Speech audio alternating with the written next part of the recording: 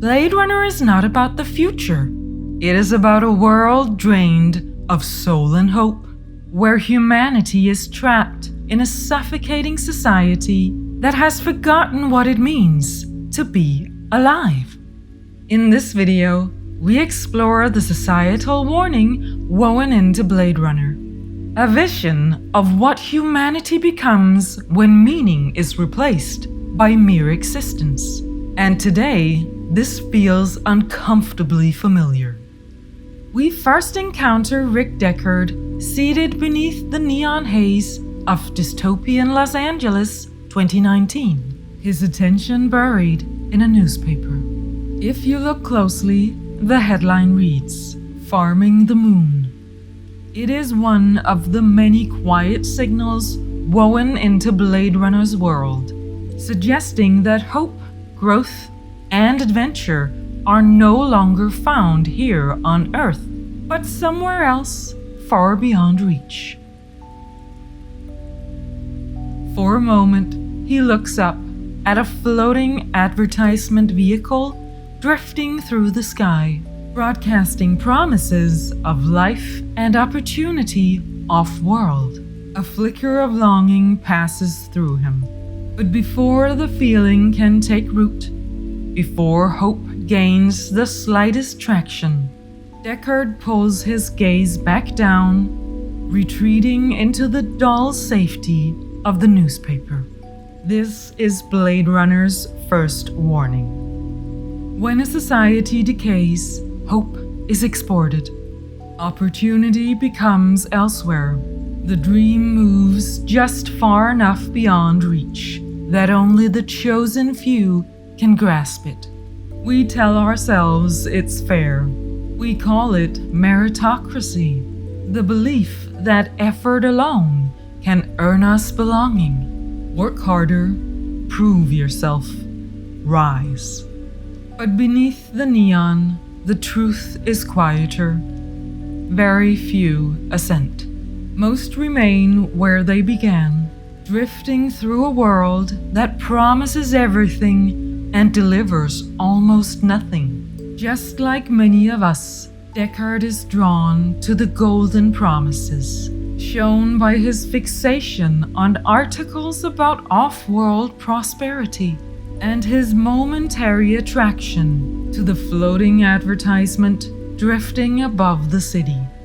But just like in our reality, while a few individuals manage to rise from nothing to something, the vast majority are left behind in the dirt.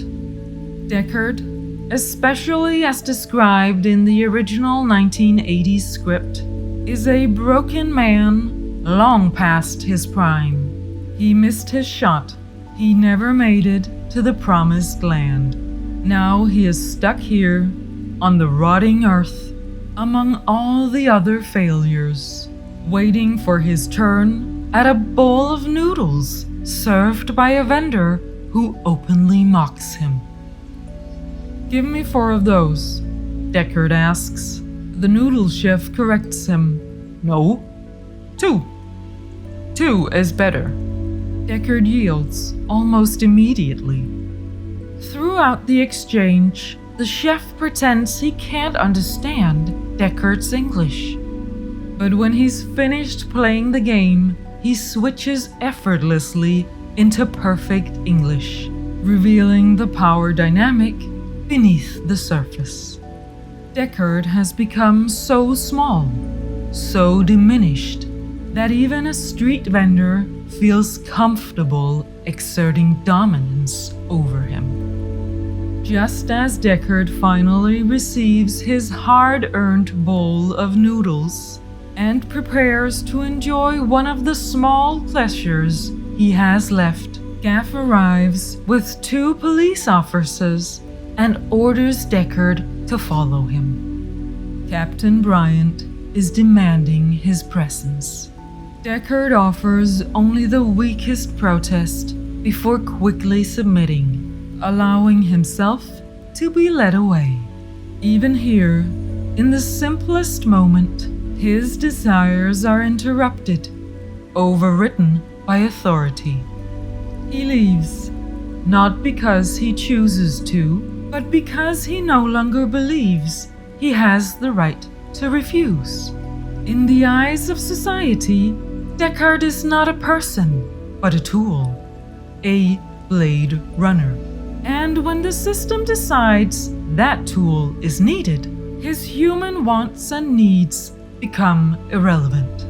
His desires, his exhaustion, even his right to rest are overridden the moment utility is demanded. Man is born free, and everywhere he is in chains. One man thinks himself the master of others, but remains more of a slave than they are. Through the neon-lit skies of Los Angeles, Deckard is escorted by Gaff to meet Captain Bryant, where he is to receive his new assignment. Retire, kill 4 rogue replicants who have escaped from an off-world colony and now hide in the shadows of the city. At first, Bryant greets Deckard like an old colleague. His tone is warm, almost nostalgic, praising Deckard's skill as a Blade Runner. It plays like an invitation, an old friend asking another to return to the fold. But the act doesn't last. The moment Deckard refuses and starts to walk away, Bryant's warmth collapses. The mask, the persona, falls away, revealing the machinery beneath. His voice goes cold, clipped, weaponized. If you're not cop, you're little people. The message is clear. In this world, you are either a tool of the system or you are nothing. In a prophetic gesture, Gaff now presents the origami he has been folding throughout the conversation. A chicken. The symbol lands with quiet precision. Deckard turns back toward Bryant and mutters, "No choice, huh?" Bryant answers coldly, "No choice, pal." And so, Deckard's journey begins, not as a hero, but as a chicken, a pawn. He is dragged from one role to the next, unable to rise to the challenge, yielding at every application of societal pressure. His will has grown so hollow that even simple refusal is beyond him. Deckard is forced back into service, not out of duty, but out of coercion and powerlessness. The exact same setup as the replicants he is to kill, created for a job, disposed of when not needed, brought back only when convenient for others. And curiously, as I wrote this, when I finally allowed myself to see Deckard for who he truly is, I felt resistance rise within me, a subtle urge to deny his role, his weakness. Why? Because my psyche does not want to accept reality. Unconsciously, I know that I am like him, that I am caught in the same system, raised primarily as a societal tool, and only allowed to be a free individual when circumstances permit. A truth and circumstance my ego hates to acknowledge. This circumstance, the myth of meritocracy, the slow death of the dream every modern society sells you, may feel painful at first. It is a truth we are taught to avoid, but as Carl Jung once wrote, we cannot change anything until we accept it. Condemnation does not liberate, it oppresses.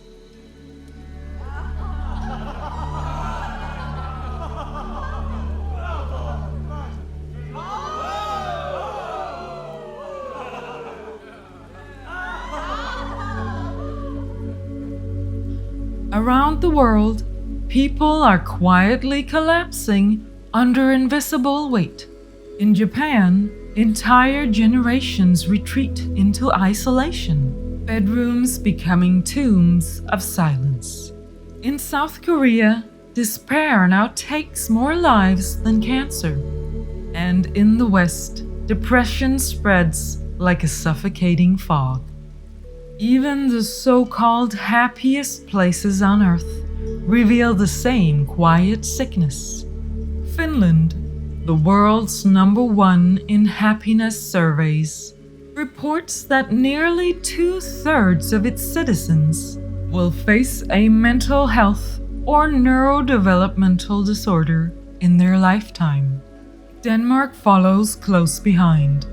1 in 6 employees there struggle with mental health at work.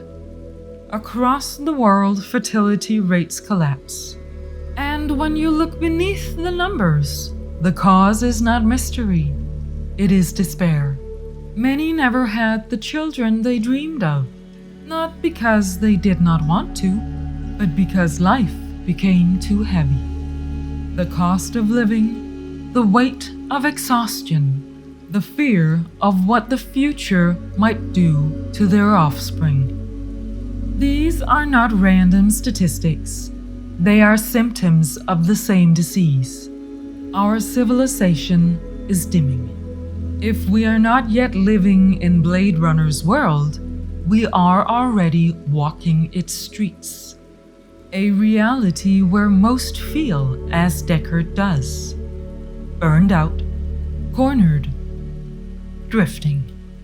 And when we finally whisper the question, no choice, the world answers back with the same tired certainty. No choice, pal.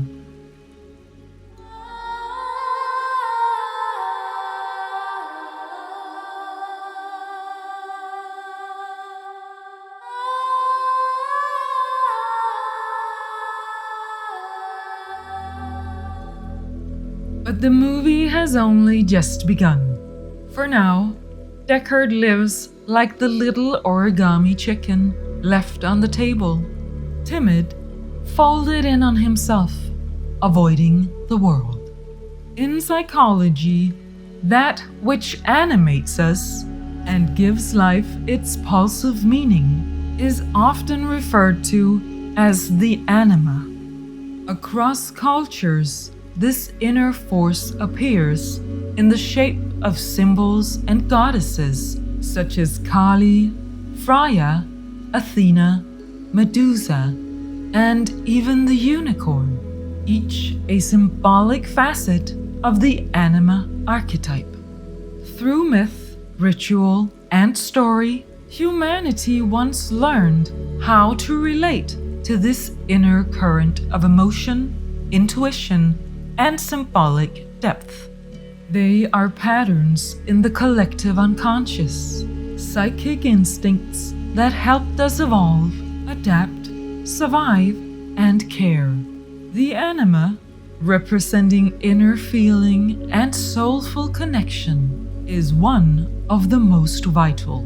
Without her, life becomes flat, mechanical, and hollow. And when a culture turns its back on the anima, when it rejects feeling, intuition, art, the mysterious, it begins to wither from within. The anima is not merely femininity. She is psyche's breath. She animates art, births empathy, carries dreams, and whispers meaning into the mundane. Without her, logic becomes sterile. Ambition becomes conquest. Progress becomes machinery without destination. A society that rejects the anima becomes obsessed with control and optimization, yet loses beauty, purpose, and soul. Mental illness surges. Spiritual starvation sets in. Relationships grow thin. Nature is treated as lifeless material, and humans as units of production. The inner world is silenced in favor of efficiency. To live without the anima is to live without the capacity to feel alive. But what we suppress, individually or collectively, does not disappear. It sinks into the shadow, the realm of everything we refuse to acknowledge.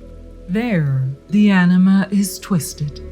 She shifts from balanced presence to unbalanced force, and returns not as a nurturing muse, but as a storm.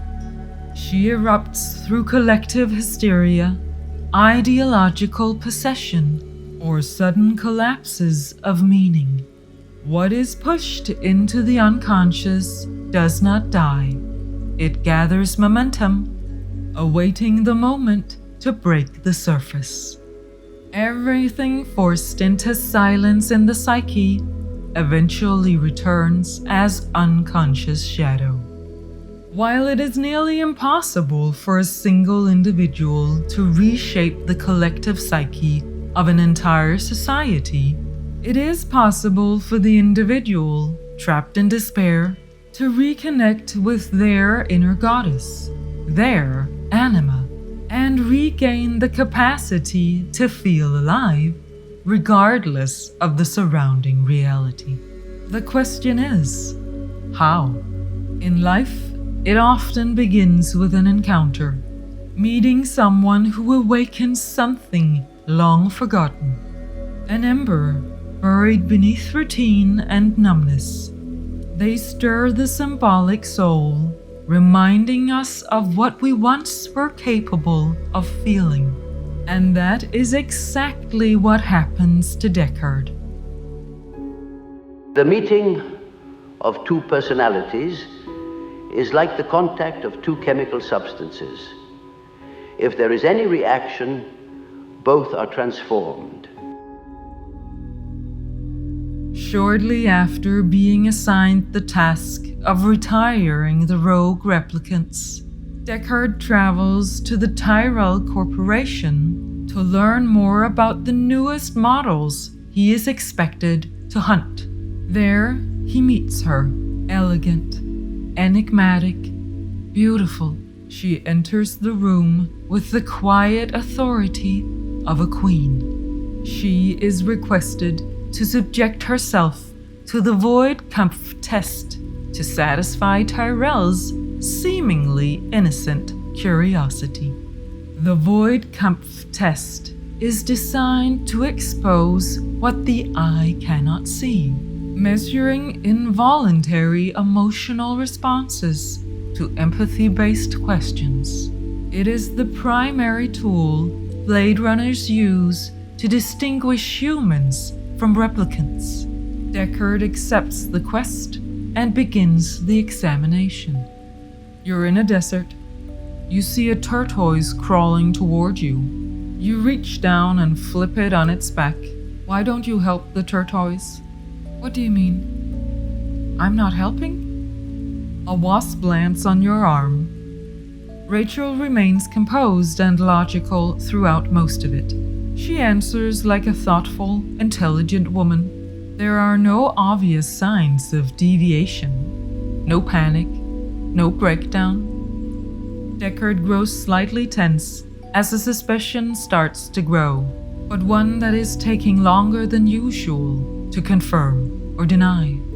After presenting Rachel with over 100 questions, far more than the 20 to 30 that is usually needed, a slight unease spreads through his mind at the realization of just how close replicants are to becoming indistinguishable from humans. Rachel is asked to leave the room, and Deckard presents his conclusion. She is a replicant, isn't she? Tyrell confirms his assessment and responds. Rachel is an experiment, nothing more.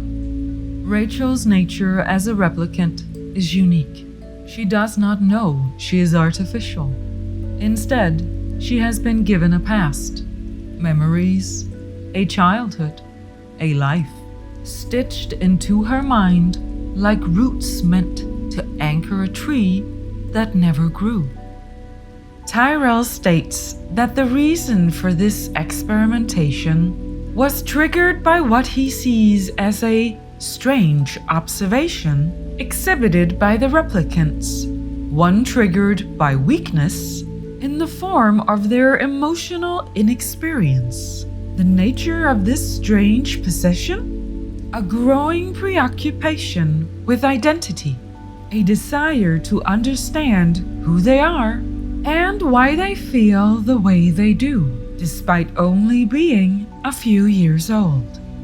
Tyrell, the founder of the Tyrell Corporation and creator of the replicants, appears on the surface to be nothing more than a brilliant industrialist.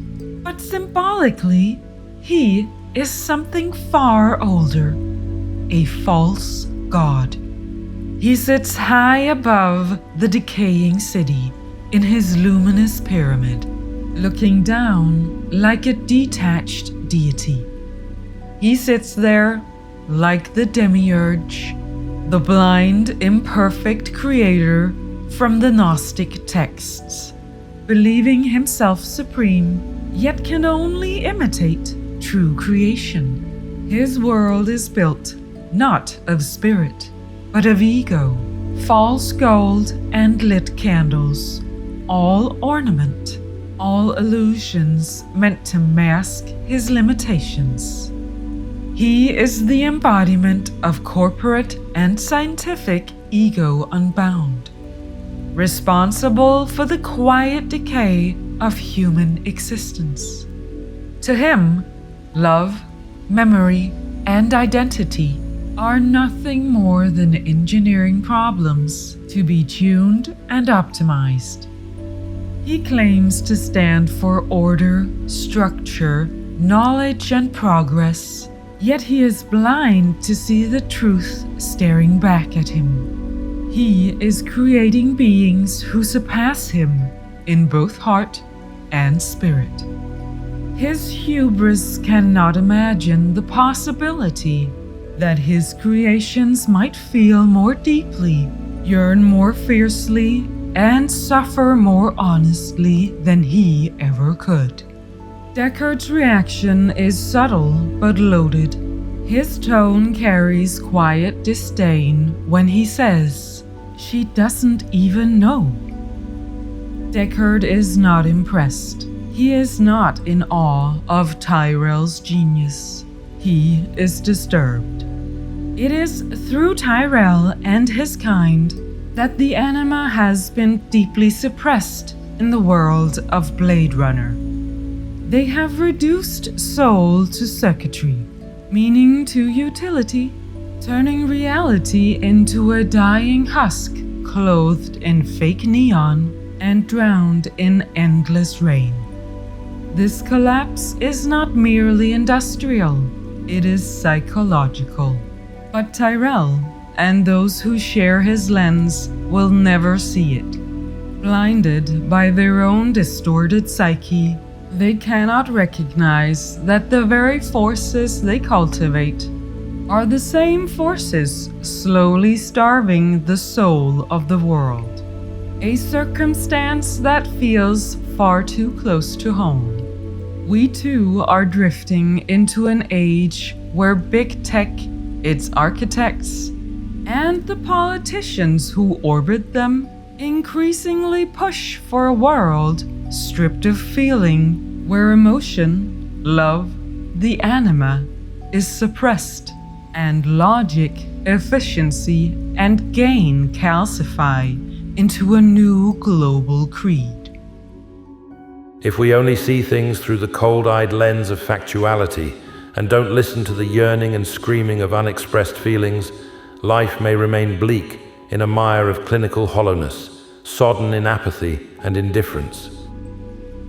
The next time Deckard encounters Rachel is outside his own apartment.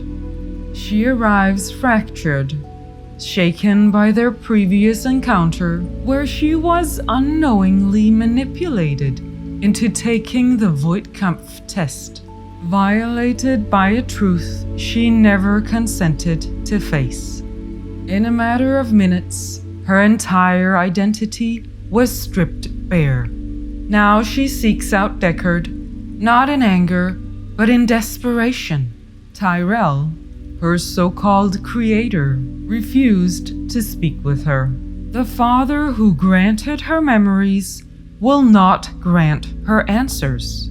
And so, with nowhere else to turn, she comes to the man who exposed the lie she once called life. Reluctantly, Deckard lets her in. Deckard is clearly startled by the situation unfolding before him. Her presence makes him uncomfortable, unsure of how to act toward this thing, this replicant standing in his living room, wrapped in an aura of softness that feels, paradoxically, more human than human. At first, he tries to manage the moment by retreating into the tyrant archetype. He responds to her wounds, confusion, and desperate search for meaning with cold, clinical truth. Truth, he convinces himself, is noble. It is the armor of a man who has forgotten how to feel, turned to stone by the world he inhabits. But beneath the harshness, we see something deeper at play. A man so estranged from his own soul that he no longer recognizes his anima even when she stands right in front of him. And when she finally cracks, tears gathering along her chin, he meets her vulnerability with mockery. He dismisses her pain as weakness, hiding his discomfort behind sarcasm. With a hollow shrug, he claims his cruel truths were just jokes and tells her to go home. It is the reflex of a man terrified of emotional contact, to belittle, to laugh, to push away. In that moment, the tyrant speaks for him, not out of strength, but out of fear. But it is after this moment that Deckard reveals the faint outline of the strength buried within him. Where a weaker man would double down on mockery, crushing the source of his discomfort until it finally goes silent, Deckard hesitates. He allows the emotional pain Rachel stirs within him to fully surface. And rather than retreat behind coldness, he shifts. His voice softens. He offers comfort and offers her a drink. But as he moves to the kitchen and begins quietly cleaning a glass, he glances up just in time to see her slipping out of his apartment, leaving without a word. He remains there, alone at the sink, holding the gesture of comfort he finally found the strength to offer, moments too late. Her absence leaves a quiet echo in the room, the first tremor in the wall Deckard has built between himself and feeling. Deckard continues his task of hunting down the rogue replicants. This time, he's tracking Sora. Originally designed as an assassin, she has since been retrained as an exotic dancer. Deckard finds her, confronts her, and after a violent struggle and a long chase through the slick, crowded streets, he finally gets a clear shot at her back, and he takes it. In slow motion, we watch as Sora crashes through a pane of glass, arms flailing, shards scattering like fragments of a shattered psychological lens. Another shot, another window, more glass. Each rupture becomes a symbolic undoing of the projections Deckard was trained to cast upon the replicants. With every impact, the illusion thins. The false lenses falters, and something closer to truth begins to emerge. She finally collapses. Her lifeless body skids across the rain-drenched pavement. To the sound of a pounding heartbeat, we witness something stir in Deckard. Discomfort, disorientation, recognition. He has killed something that moved like a woman, cried like a woman, ran for her life like a woman. He was told she was a machine, but what he just did doesn't feel like killing machinery. It feels like something else, and the feeling is beginning to reach him. Shaken, Deckard reaches once again for the embrace of alcohol, his old ritual of suppression, the numbing sacrament he has turned to countless times before. But this familiar descent is interrupted. Gaff appears, and with him comes another summons. Captain Bryant wants to see him now. Bryant greets him with that same unnerving mix of sarcasm and admiration, praising Deckard's talent as a killer, almost mockingly, as if the compliments were a blade. But this time, the update is darker. The count has changed. The hunt is no longer for a total of 4 replicants. Now it's 5. Rachel has fled Tyrell's golden cage, and that makes her a target. She is to be retired. Deckard reels, shocked, still shaken, still, perhaps, a coward. He offers only the faintest protest, the whisper of defiance without force. The captain doesn't wait. He leaves Deckard standing in the rain, alone, confused, and unsure whether he is the hunter or just another pawn in someone else's game.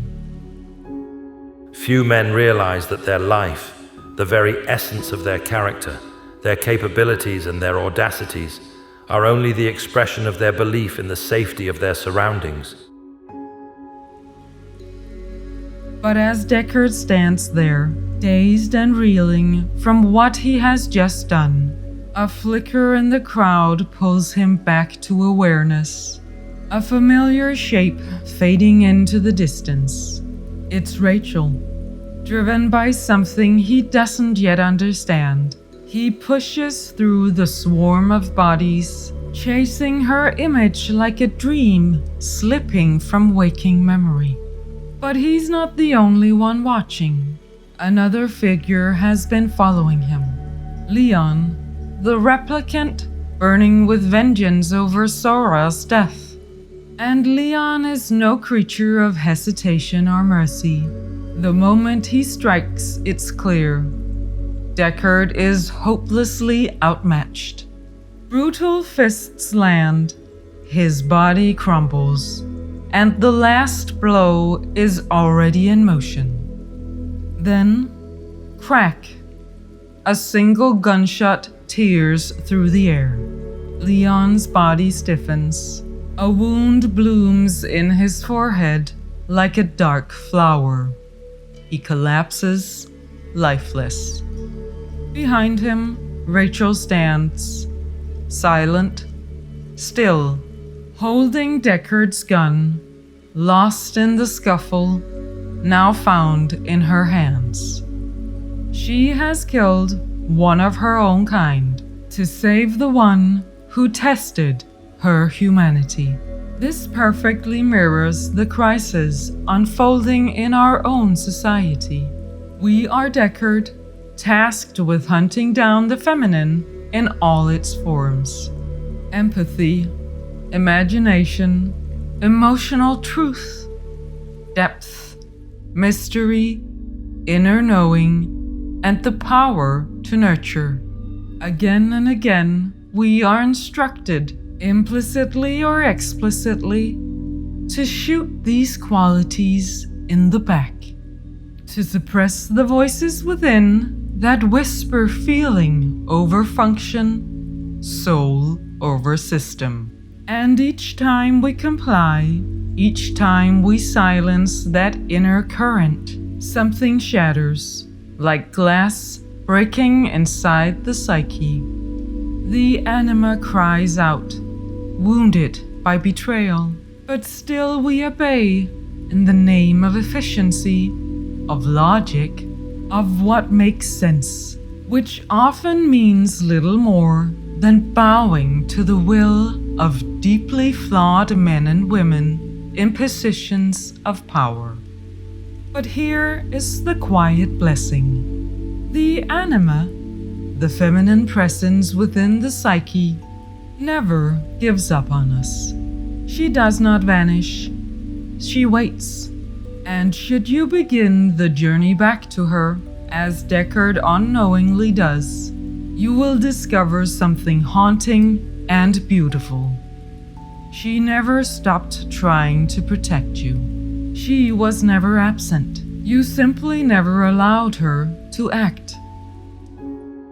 Without connection to the feminine, the soul dries up and becomes brittle. The anima is that living presence which brings feeling and imagination back to life. In the very next scene, we find Deckard and Rachel alone in his apartment. The last time they stood here, she was met by the tyrant archetype. Cold, defensive, cutting. But this time, something else emerges. Deckard notices her trembling hands. Instead of ignoring them or mocking them, he mirrors her. Shakes? Me too, he says. A small phrase, but heavy with meaning. These are not words of a hunter. They are words of shared vulnerability. He goes further still, confessing softly, I get them bad. Then, as if the exposure unsettles him, he quietly adds, part of the business. The ego flinches, grasping for armor, for justification, but the wound has already been revealed. In this brief moment, the tyrant retreats, and the anima within stirs. Clumsy, cautious, but real.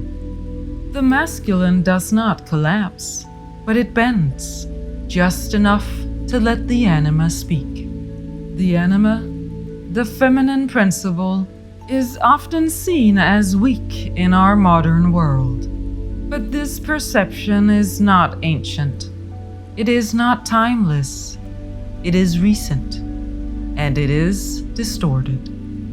Over centuries, the old goddesses, the wild, chaotic, and deeply embodied faces of the feminine began to fade from modern consciousness. In Christianity, the feminine archetype was eventually condensed into a single image, the Virgin Mother, gentle, pure, untouched by darkness. But in the older myths, the feminine was never only purity. She was storm and seduction, instinct and intuition, creation and destruction. When the darker faces were suppressed, something essential went missing. What remained was not wrong, but incomplete, an ideal with its depths quietly removed. But we believe that the primary issue lies not in the lens through which we are taught to see the feminine. It lies in the imbalance of power between the psychic forces that govern our culture. What has been exalted is the animus, the masculine force in the collective psyche. It is this principle that has been promoted, institutionalized, mechanized. Structure, logic, conquest, production. These are the gods of the modern world. And as the animus grows unchecked, the anima is forced into shadow. She becomes the hysteric, the irrational, the forgotten. This is not about gender or politics. The psyche does not speak in chromosomes. It speaks in psychological patterns and energies older than civilization itself. When I speak of the masculine in our culture, I am not speaking of men. I am speaking of the animus, the inner principle of action, logic, and control. It is this force that has been exalted. Control over surrender, production over presence, power over nature, clarity over mystery, hierarchy over intimacy. And in that same process, the anima, the psychological feminine, has been cast into shadow. Her traits are no longer welcomed. Emotional depth, vulnerability, creativity, the sacred unknown. These are now signs of weakness.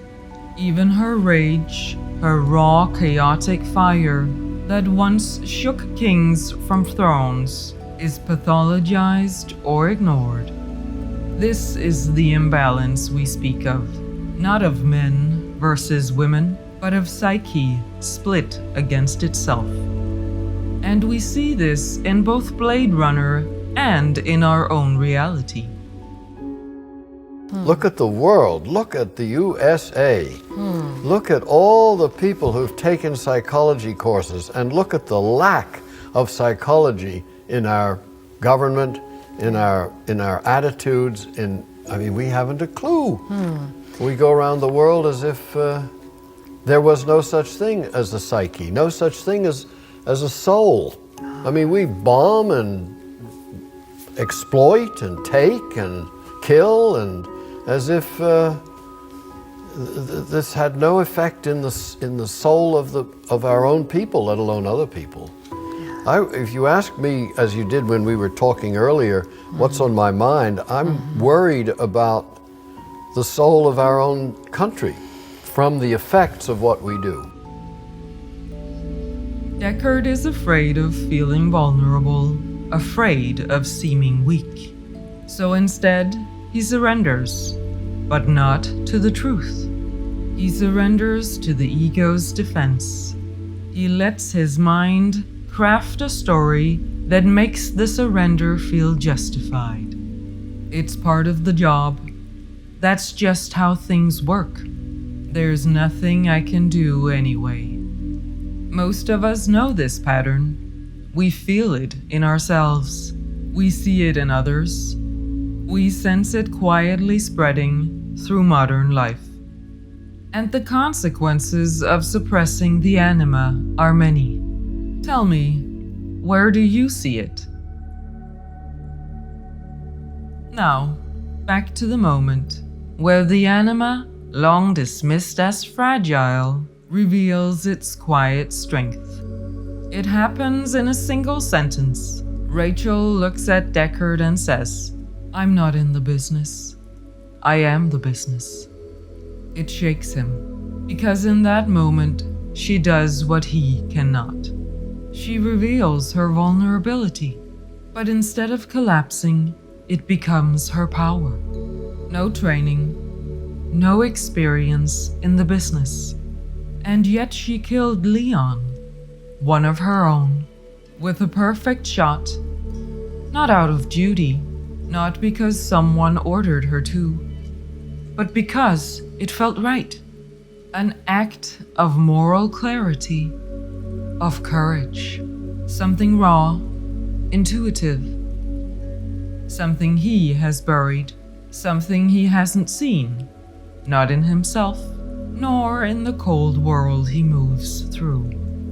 She continues exposing truth by asking the terrible but necessary questions without fear. Will you come after me? Can I hide in the north? How long do I have to live? And then the most piercing of them all, the Voidkampf test. Did you ever take it yourself? With this, Rachel reveals the full depth of her perception. She sees beyond illusions, even of the truth that Deckard himself may be one of them, a replicant, a tool who never asked to be one, just like her. Deckard doesn't answer. He dodges. His psyche falters under the weight of her clarity. The questions press it like a storm, unraveling the fragile threads of identity and meaning he clings to. And so he retreats to the only place he can: sleep. While asleep, Rachel finds Deckard's dust-covered altar.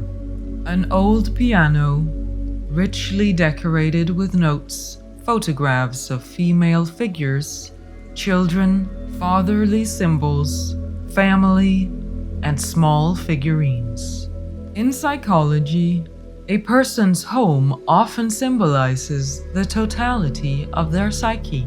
So this altar, this is where Deckard has hidden his anima, a private space where he can still connect with her, the part of him he has buried beneath his gritty surface.